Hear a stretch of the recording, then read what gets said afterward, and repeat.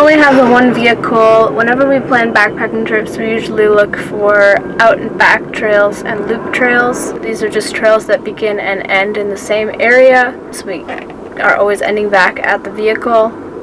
We usually range in the area of 11 to 25 miles for a single overnight, depending on how difficult the trail is. Yep. If you're a beginner, I would definitely recommend like 1 mile per hour if you're in a mountainous region with some terrain and you're new to this. But once you get to know yourself and how fast you can go, you'll get better at planning. Once we've narrowed it down to a few different trails, we use a trail map to look at the topography and water access points along a trail. We usually go on alltrails.com and look at reviews for particular trails to get an idea of recent weather conditions and the state of the trail itself. Some places that you decide to hike or go to require permitting. National parks definitely always require some sort of permits, and you can probably most of the time go on the websites of these specific places and acquire these permits, or you can just call your local rangers, and actually they're really helpful and really nice to talk to, and they'll even probably give you better suggestions than what you were planning on doing yourself. Other places like National Forest or just BLM land, if you have a hike there, most of the time you don't need these kind of permits and you can just do dispersed camping, but sometimes there is. Really, you just need to go and check for yourself and do some digging in the area and see what other people have done.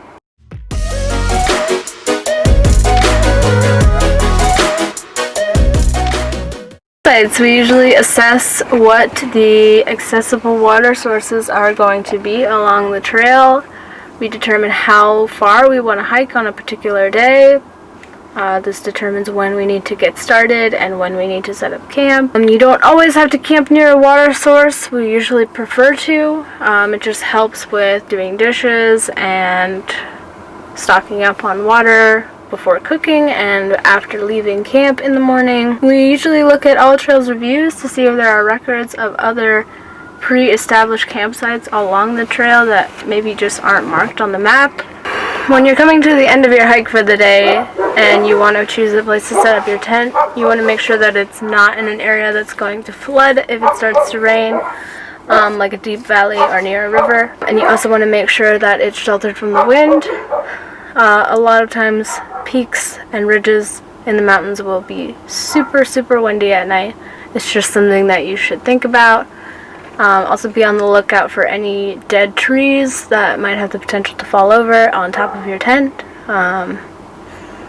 So those are just things to keep in mind when you're looking at the specific place where you want to set up your tent. Yeah, we've definitely had some experiences with getting flooded out of a campsite before, and it's not fun when you have to pack out in the middle of the night with all your wet gear. This also helps if you going back to like looking and researching the topography of the area, you can kind of see where some flat spots will be along the trail. Just knowing your maps and knowing where your trail is and where the bends are and where the crossings are is really going to benefit in this.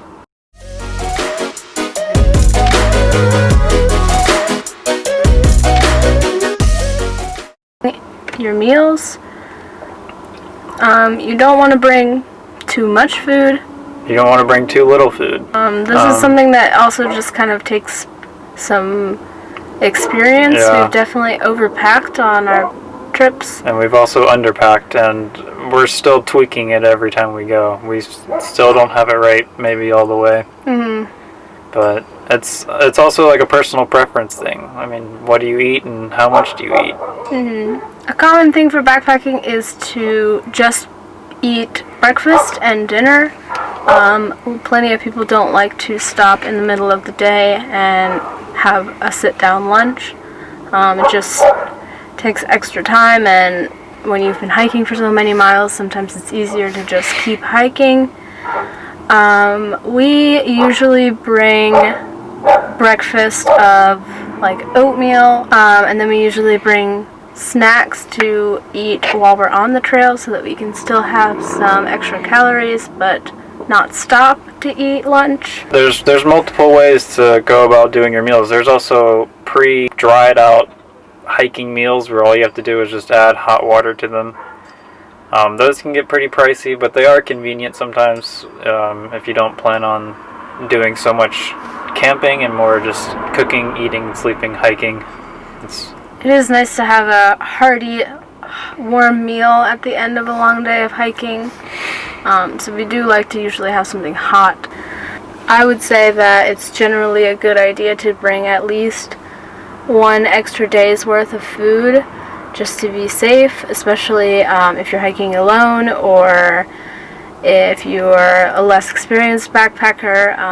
If you get turned around in the backcountry or something out of your control happens with the weather and you need to hunker down for a day, you have an extra ration of food just to get you through.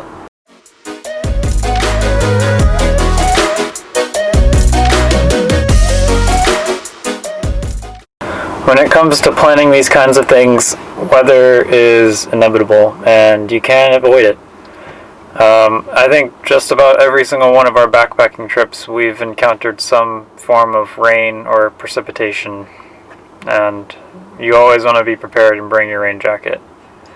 Definitely keep an eye on the weather as your days come closer to going on your backpacking trip, because if it's just going to be raining the whole time or pouring down rain, then you probably don't want to go and be in that.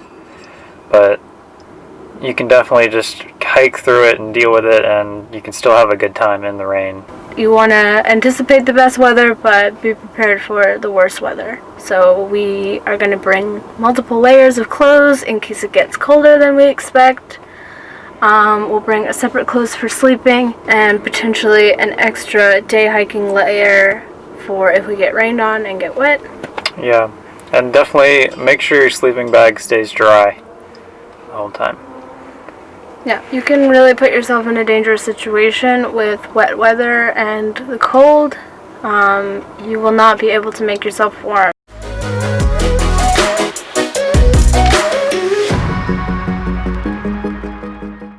So before we head to the trailhead, we always download the AllTrails map if we found our trail on AllTrails and it's been recorded in a way that we want to do it. We do not rely on this. This is always just a backup, just to get an idea of where we are if we really need to. Always bring a compass and a paper map. Try to learn some rudimentary navigation skills at the very least. And you need to be prepared to self-navigate the trail. We usually also download the Google Maps road navigation to the trailhead. Once you enter a national forest, national park area, the odds of you having service are very low. Always tell people where you're going. And how long you plan on being off the grid. Yep. 1,